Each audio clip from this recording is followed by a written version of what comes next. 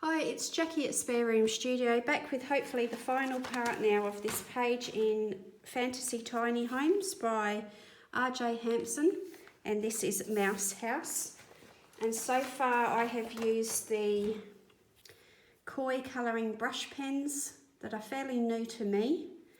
I've used those with a number of different ways. And I've decided that yes, I would like to do a little bit of coloured pencil work now on the top of this. So I also have my Jelly Roll metallics to do some metallic details at the end as well. So all I plan to do is just add a little bit of variation in the depth of the colour that I didn't feel like I was getting with the brush pens. There was either too subtle with the washes or too vibrant with the marker, and so I'm just going to add a little bit of coloured pencil in, and I've decided to use the Artex for this because it's quite a nice range of colours. And so I've got burnt ochre here, and I'm just going to bring in some coloured pencil just to sort of bring some detail back into this area down the bottom especially. I feel like there wasn't enough variation in the colours to give it enough pop, and so I'm just going to add a little bit more in with the pencil. And I like the texture sometimes that the added bit of pencil over the markers or watercolour base achieves. It's a nice sort of feeling. Well, you know, personally I like it. So that was the burnt ochre. I'm also going to use, I feel like I need, now I do have Prismacolors in here with this set as well, so the colour I'm thinking is this goldenrod. It's a really handy colour to sort of add into these things that are very brown. I don't want them to be too boring.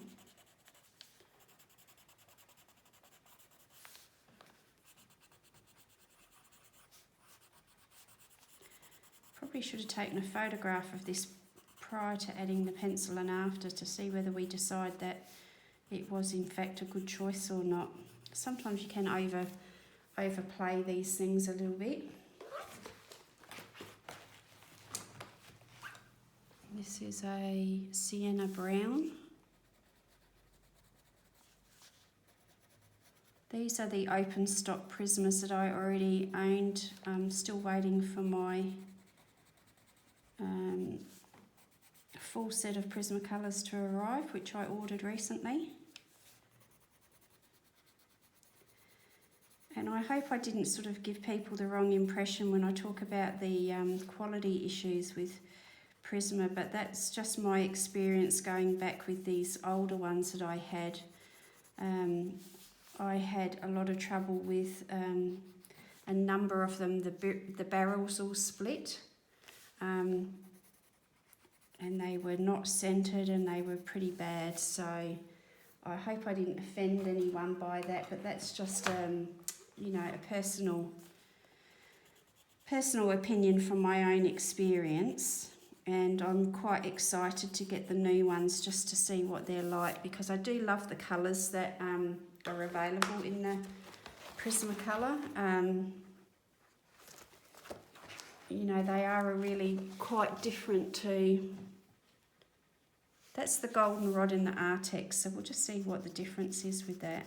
I think some of the colours with the Artex and the Prismacolor are similar, but the consistency of the pencils, of course, is very different. I know there was a bit of hoo-ha when the Artex first came out that everyone was calling them a Prismacolor dupe, but I don't think they are in consistency wise, because they just don't feel the same to me. But the colour range, there may be some colours that are indeed very similar. So because there's not a lot of variation, I think for the shadowy areas I'm going to bring in something like the cobalt violet, just to add in a few sort of shadowy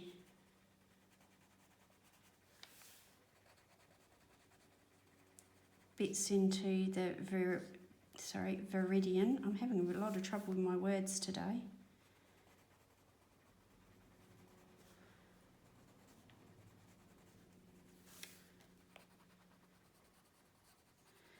Now RJ has put some little lines there to suggest where shadows might be, or texture. And so I'm just sort of following his lead there and putting the cobalt violet in those areas.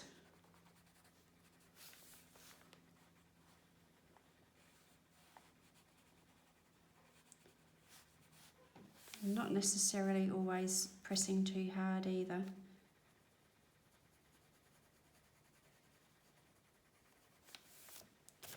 And I really do like that colour, but it just feels a little bit flat. So I'm going to introduce a bit of jade blue in there as well. And hopefully on camera, it looks like it's coming alive a little bit more than how it was previously. Now that is not a reflection on the quality of the markers, it's a reflection of how I use them.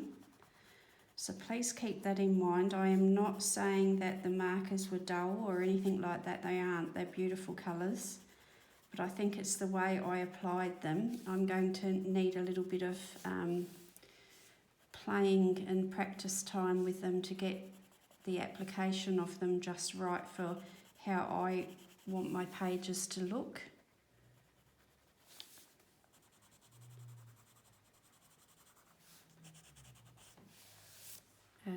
Again, very much my personal choice. It's all looking very much of a muchness here, and it's not doing a lot for me. So this Prismacolor is called Green Ochre.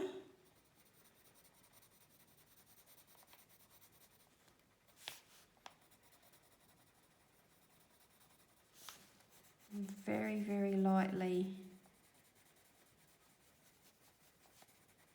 just, you know, skimming that across the paper there.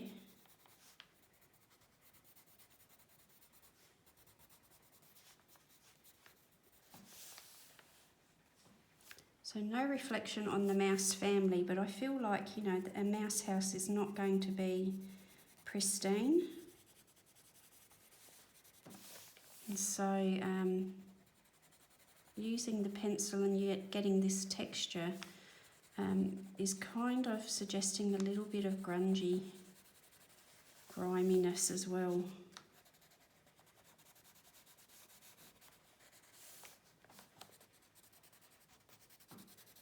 And what I'm doing is I'm just going in every different direction there, a bit like a crosshatch, but very, very loosely, scruffily done. And I'm going to add a little bit up in here.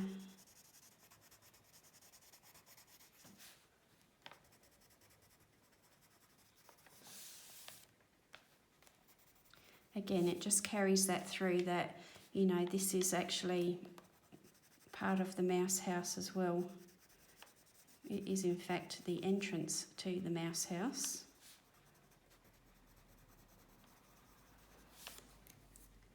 And I think that's enough of that one. I'm actually going to use a white. I've got a Prisma white in here, I do. And with the white, I'm going to bring in some lighter areas. This is, I'm not sure of what the technique is, but remember when a few years back when paint techniques for walls were all the rage, and you used to have, you know, like it just gave that very varied look to your wall, like it was almost like a rendered wall, but it was actually just the paint texture. It's sort of giving me that impression.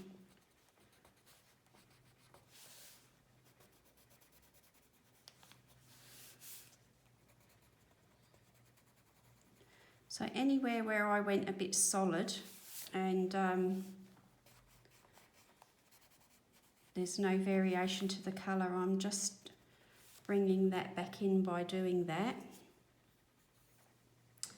I know I said that I didn't like too much white with watercolour washes, but I've gone too far now. It's not really a watercolour wash anymore. This is a totally different look than what I had first anticipated, so that comment was useless now.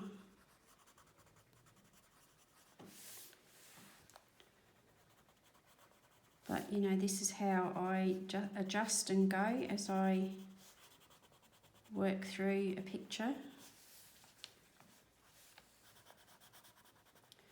I change my mind.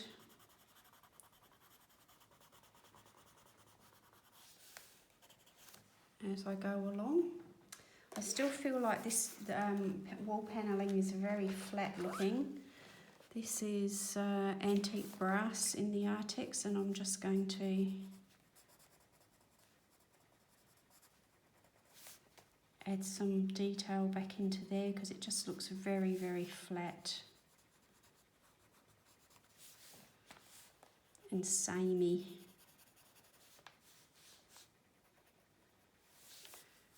Okay, so I hope you're still with me. I'm going to bring some gold in. I feel like it would be gold details on the clock, and this is a little alarm clock down here, would be gold. Some gold on the spines of the books. Jeez, tell you, words are hard today. I'm going to use a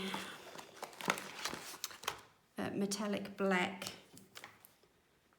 for the strapping on the chest, because this metallic black is not really very black. It's more like, almost like a pewter, I guess. And that's actually the cheese chest. And I'm going to do the clasp and everything in that because it could be like a raw iron, I suppose. I'm also going to bring a little bit of that into the grate around the fire here, just a little bit.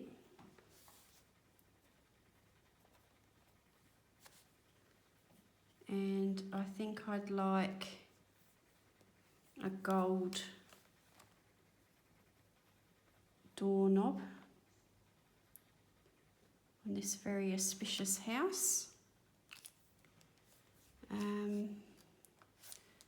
And possibly gold on that lampstand.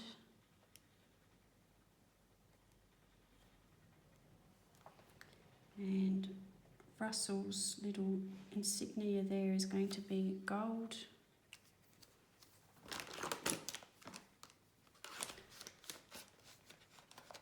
So I feel like that just brings a little bit of interest back to underground rather than just the tree. Bit of shadow required in the background here. So I'm going to use that antique brass again.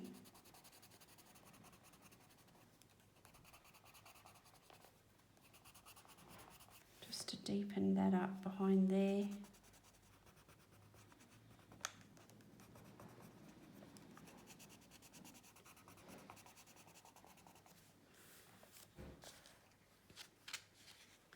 And I think that's pretty close to being done.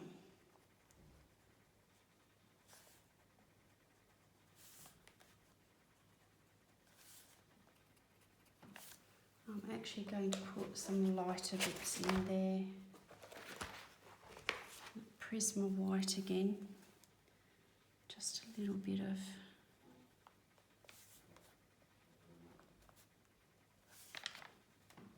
sounds like my husband might be finished with the lawn mowing.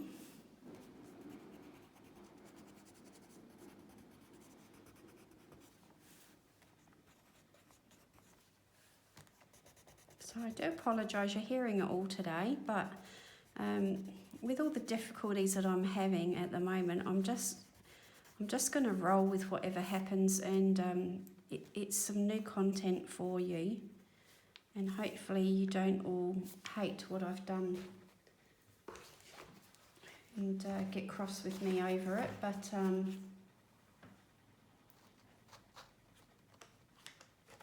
yeah, we're just going to roll with it. It's real life. I don't think you're ever going to find me being one of these really slick video producers. That's not really my forte. So hopefully you can bear with that. This is the burnt ochre again that I started off with, but I don't feel like I had quite enough on there.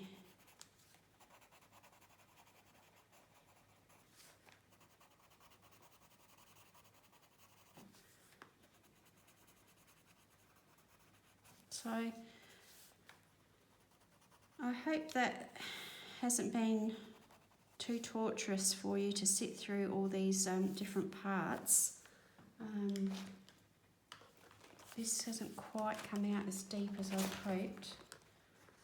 So I'm going to use a little bit of dark purple. Yeah, I hope it hasn't been too torturous for you to sit through all these parts and all the noise and all the rest of it. I do hope that you've got some tips out of the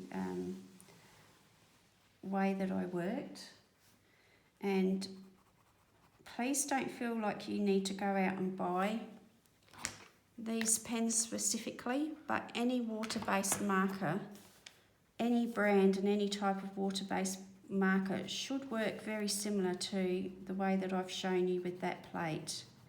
So your Crayola Super Tips, connector pens, you know, cheap children's markers, the water brush, brush tip markers, any of those should essentially work the same using that technique. The colours will change, of course, but that's why I don't want to get you too hung up on what colours I'm using, because I want you to make those choices for yourself, but it's more about the method of working. So you can make that method work for you no matter what supplies you've got to hand. You don't need to go out and buy extra things. Of course, if you want to, budget allows, that's great.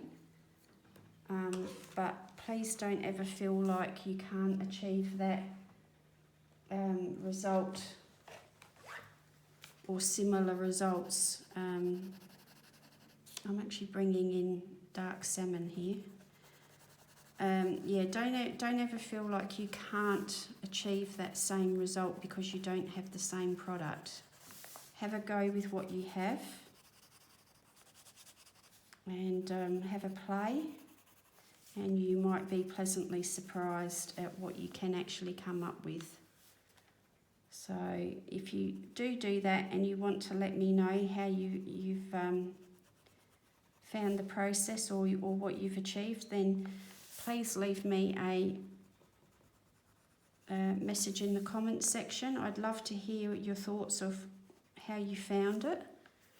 and I'd be really pleased to know if you've managed to surprise yourself with a result that you weren't expecting maybe. I know a couple of you have already done that. You've let me know. I'm just bringing in ultramarine violet now. A couple of you have let me know that you have done that with various things, and I'm really, really pleased that you're finding different ways to use what you have and experimenting and playing with your supplies in different ways. That makes me really happy. So I think I might just call that there. You can always find something to keep fiddling with. But I think that's enough now.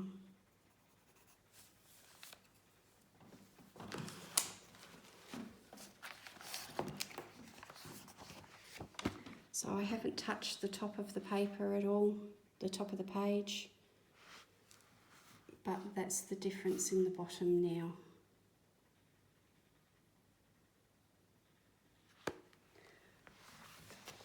Okay, so that's that page finished. I will be taking a photograph for Instagram, and just a reminder that what I used was the Koi colouring brush pen. I've used some Artex pencils, a few Prismacolor pencils, and some Jelly Roll Metallic by Sakura. Okay, so thank you for joining me for this little series.